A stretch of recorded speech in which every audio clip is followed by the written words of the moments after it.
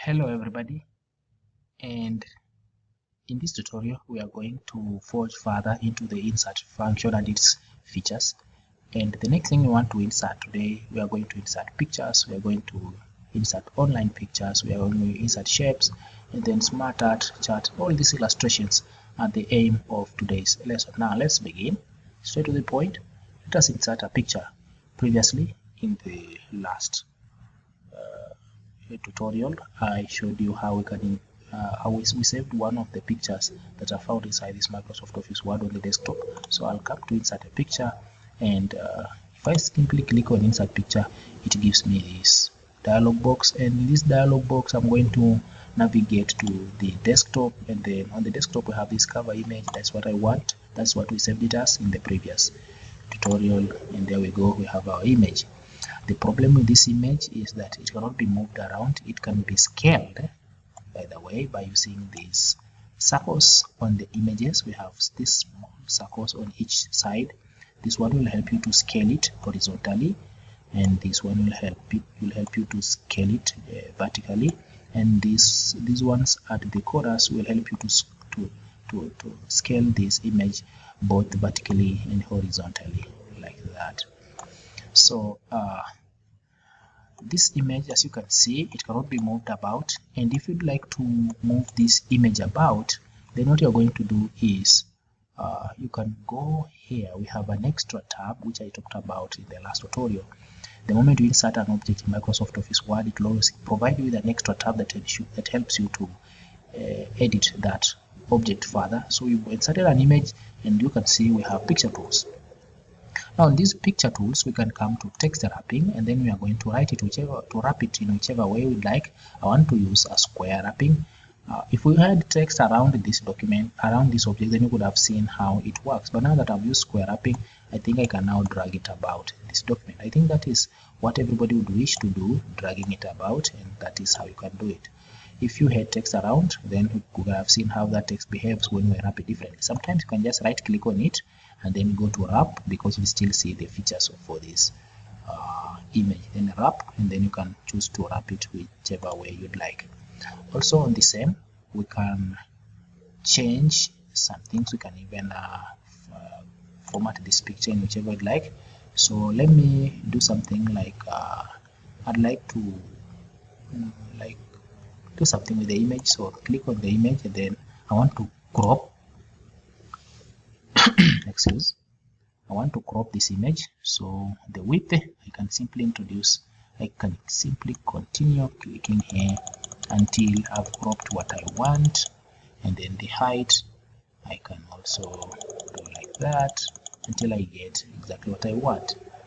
Now that is it with picture position. By the way, that was not cropping, that was picture position, positioning the image, maybe zooming in or out. So let me go back to how it was. No, that was way more than it was earlier. And then just try to pull this up until it fits in that box like that. And now that is it, like trying to compress it or to try to zoom in or zoom out. But now when it comes to cropping here on this pen here, navigation pen here that will be provided for formatting the picture, then you can change the width. For example, if I decrease the width, you can see it crops the image. I can also do that. That is the image, that's the width, and I can also choose to do that from left or from right, like that. And then the height can also be increased or it can be reduced. Let me just reduce the height, and then I can change my box so that it crops somewhere like that. So once you're done, then that is it. That's the final object that we have. You can, by the way, do so many things with this. You can apply some glow. You can apply glow, like for example, let me apply some glow like that, and as you can see, it looks like it's glowing, something that most people would like. Also, you can change the transparency and make it more transparent. Open to this slider. Oh, I didn't select my image, so it wasn't working. Now I can change the transparency of that glow I'd like it to be more transparent like that, just a little bit like that, so that it's not so conspicuous. And there we go, done. That is it with inserting an image. So next, let us insert an online picture. And what I want to do here is I want to go to a website and then look for an image and then bring it here. So let me first of all move my cursor down here by double clicking here, so that I insert somewhere just below the first image. So the first thing I'm going to do is click on online image. Then it's going to load a lot of images here. Sometimes you can load your own. So let me just go to the browser that's default here is Edge, which has this Bing search as the main search engine. So let me just use the Bing search, and what I want to search is wallpapers. Let me see if I'll get something like that. Wallpapers. Hit enter. Then see if I'll find any wallpaper. Waiting. Yeah, and they have images as many as I'd like. So let me choose some good pieces of art. Like I think I'm loving this. Looks like nature. Insert that. So it is downloading that image and then it's going to insert it for us. And there we go. We have our online image here.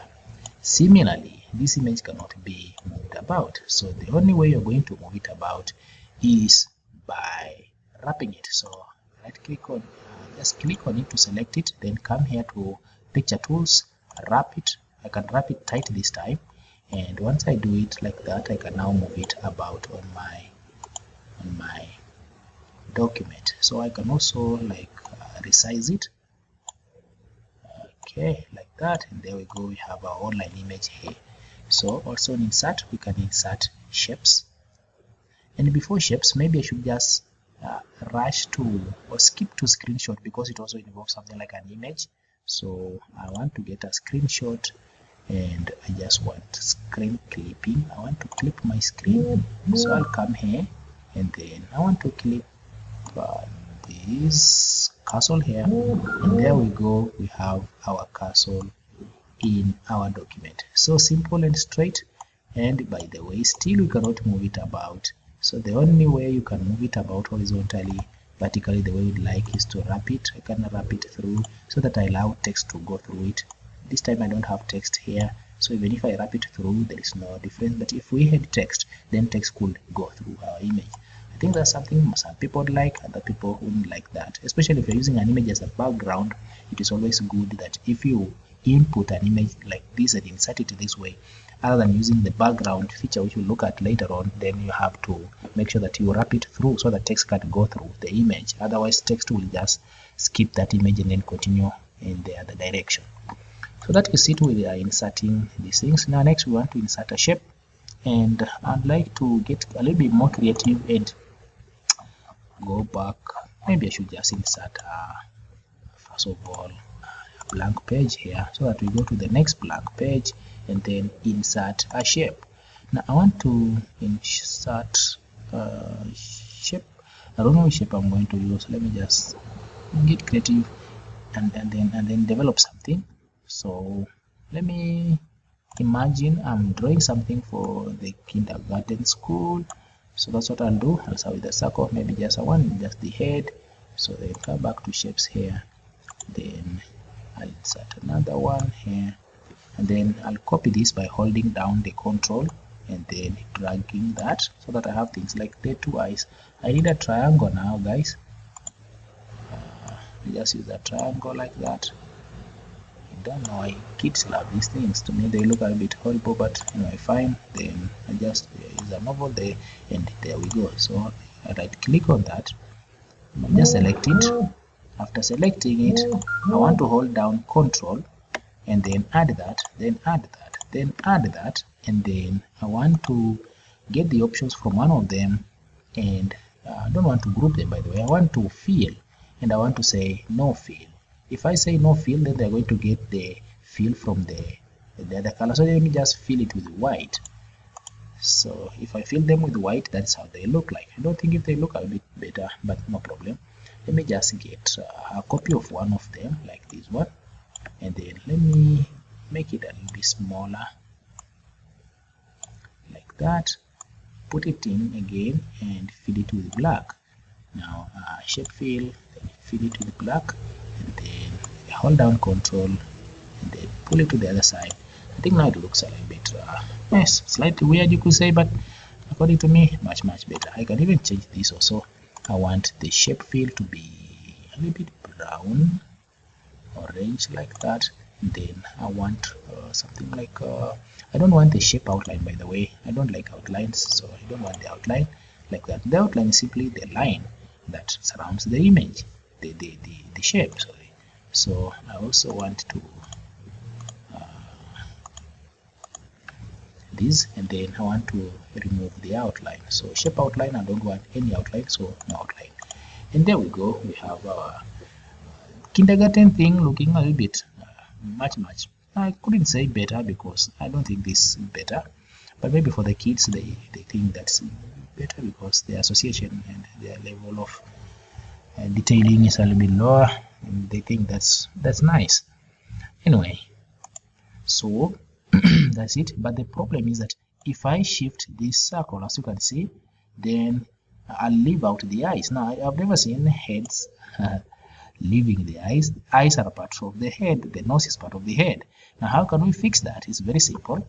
What we're going to do is first of all select actually each of these objects. So select the iris, select the entire eye, select the nose, select the mouth, select the head, right click, and then choose group, and then group. After that, you see now there is no way the head will leave behind the eyes. They move together as one. If you'd like to make changes on the eyes, you can ungroup and then make changes and then regroup again. So now all my objects are moving together as one. Just that. So simple and straight. Now just below this, let me insert a blank page again, and on this blank page what I want us to do is to insert SmartArt. Now SmartArt will help us to illustrate some things a little bit easier, for example cycles and all this.